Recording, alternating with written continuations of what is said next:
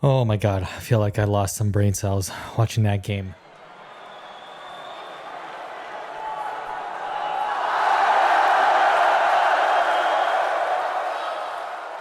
All right, everyone, welcome back to the American Blues Podcast. Let's talk about Chelsea versus Servette. Man, this one's a little bit late because I was busy and, life gets in the way. And the game was, it was difficult to find. It was only televised in like one country and it was on the Chelsea app. And, man, it took me forever to find a stream or something capable of playing the game, and it was still pretty poor quality at that. But still, I got to watch the game, and let's just again, it's early in the season, so I don't want to be too negative, even though my God, that game was just mind-numbingly shallow and just so flat to watch. But let's start with the positives, which is number one, Nkunku, great run for the penalty and great finish for the penalty. I think he's Palmer should still obviously be the number one penalty taker, but Nkunku looks like a great second option.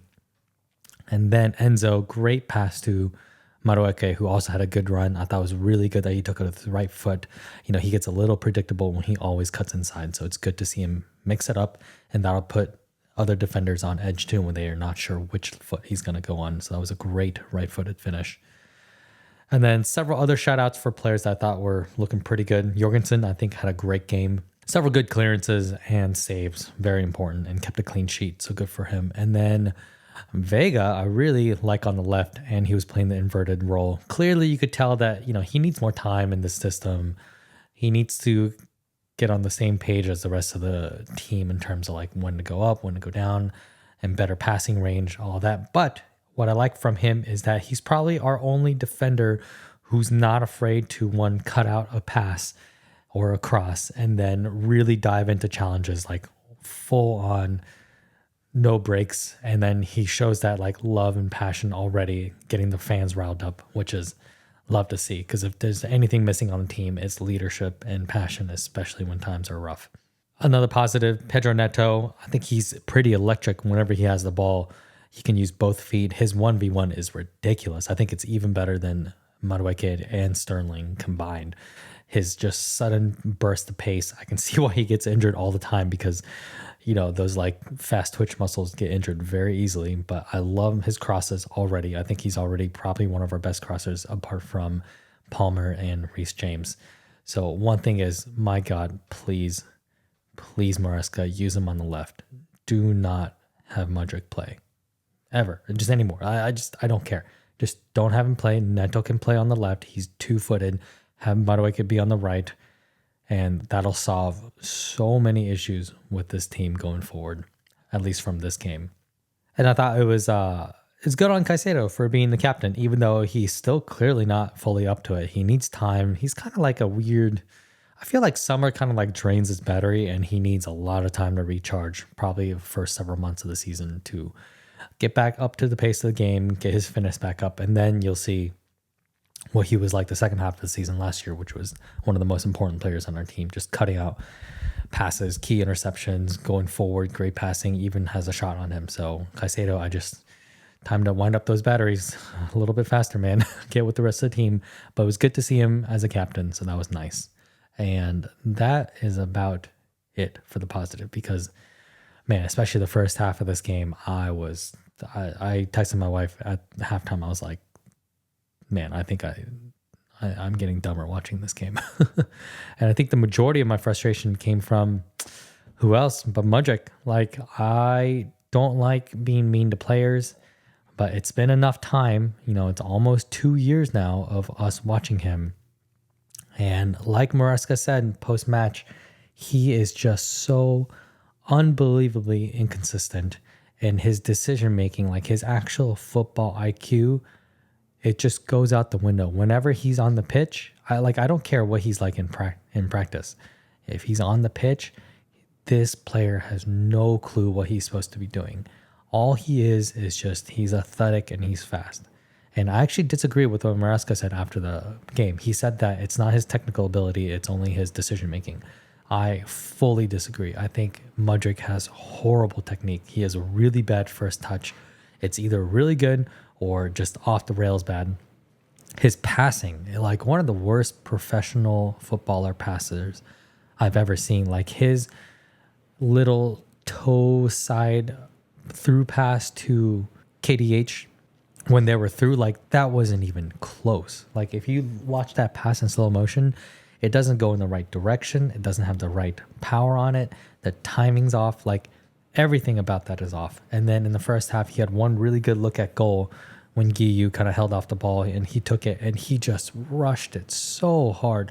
Like it was 2-on-1 with one defender who wasn't even close to him and he rushed a shot. Like I keep seeing comments like, oh, given time in the middle, he needs more game time. No. He's had 18 months of game time, right? Like he's had plenty of game time to show what he's good at and to show an improvement. And I'm sorry, there's no improvement. I think whatever happened to Mudryk, there used to be a professional player and then somehow we bought a clone of him who's an amateur player. Like he doesn't look like a professional footballer. I've never seen in 20 years of the game someone this poor at this level.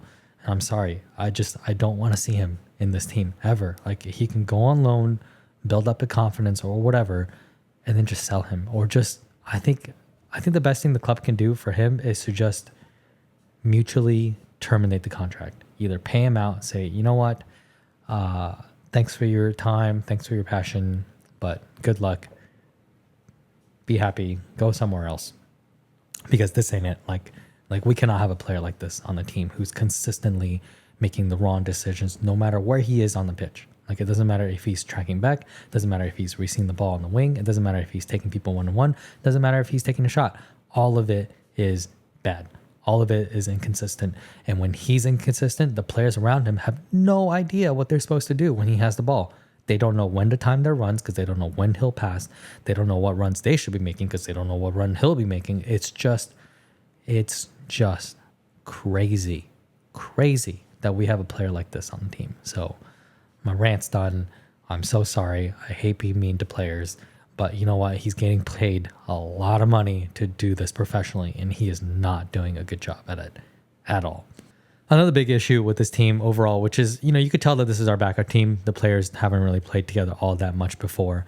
Two major issues. The press was completely non-existent in the first half. It was essentially Guiu running like a headless chicken after everything on his own, which won almost like to a goal with that horrendous finish. Look, I feel bad for the kid. He's 18. You can tell he wants that first goal so badly. And I think once he gets that goal, it'll be great. All that pressure will be off. He'll be able to breathe. He doesn't need to like rush things and overthink things. But like clearly you can see a young player who's just trying so hard. And what I like about him is that even though he has his faults so far, he keeps trying. He runs harder than almost anybody else on the team. And I can't really blame an 18-year-old for that. So good for him. I think his goal will come. He just needs to take his chances next time. But apart from him, our press was just not happening the first half. Like nobody pressed together. And that's the problem when you have Nkunku, KDH, Mudryk all together in the front. None of them are really good pressers. I would expect a little bit better from KDH, but he's not like the quickest player, So positionally, he has to be perfect, and he just hasn't been. But, hopefully with time, he will be. But, that front attack with four players just did not work for me. Like, if we're looking to sit back and hit people on counter, maybe that'll work because of all the pace that they have. But in terms of a cohesive press, like that was pathetic. And we made Servette look good building up from the back, which is, I don't even know what to say. That's embarrassing. And then second major issue is I don't think Tosin and Badiashile are very good in defense together. They're both really tall, but they're both very slow, kind of passive. And my goodness, like same thing with Mudryk, Badiashile, I want him out. Like I think he needs to go on loan, rediscover what it means to be a top level defender or what's expected of him, right? Like he has to be able to not only cut out crosses, he needs to show a little bit more intensity in actually wanting to defend. Like I think defending is mostly a mentality, right? Like remember players like Cavallo and John Terry, they would never let a player to just walk into the box and take a shot with no pressure. Like they would be running out. John Terry freaking put his face on the line and got kicked just because of how badly he wanted to block a shot. Like that's the kind of defensive mentality that we're missing from this group. And I think Colwell is a good leader. I think Fofana can come back to that because he's very athletic. He's in his time being back in the game. But man, I do not know what happened to Petershil. He looks horrendous. He looks like he doesn't really even want to be on the pitch. Most of the time, he's running around the box. He's not really holding his line. He doesn't even get headers all that consistently. He's the tallest player on the team. And also, whenever people run by him, he just looks so dejected. Like he doesn't even try to put pressure. He doesn't try to cut out crosses. Just, I just see a player who just has no interest in being there, and he has no idea what he's doing on the pitch. So that's not very good for one of our expensive backup players. But it's embarrassing that we have a player like him playing and not someone like Trevor Chelesa, who's the exact opposite. But I've spoken enough about that. I think the treatment of Trevor Chelesa is absolutely atrocious. Way worse than how we treated Callum Gallagher, because at least Gallagher doesn't really fit on this team.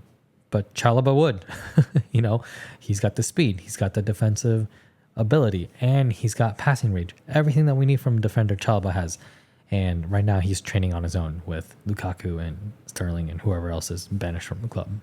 So, yeah, those two major things. Hopefully the Wolves game will be better. It's going to be a very different starting 11.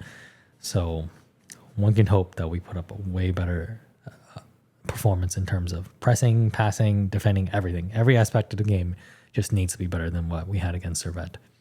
And lastly, I haven't really talked about the Sterling situation all that much. Look, I don't feel bad for Sterling. I know there's some ex-pro players who are like, oh, we're on Sterling's side. This is embarrassing how we treat him. I don't feel that way. Sterling has clearly shown over the past 2 years that he is about himself first and club second.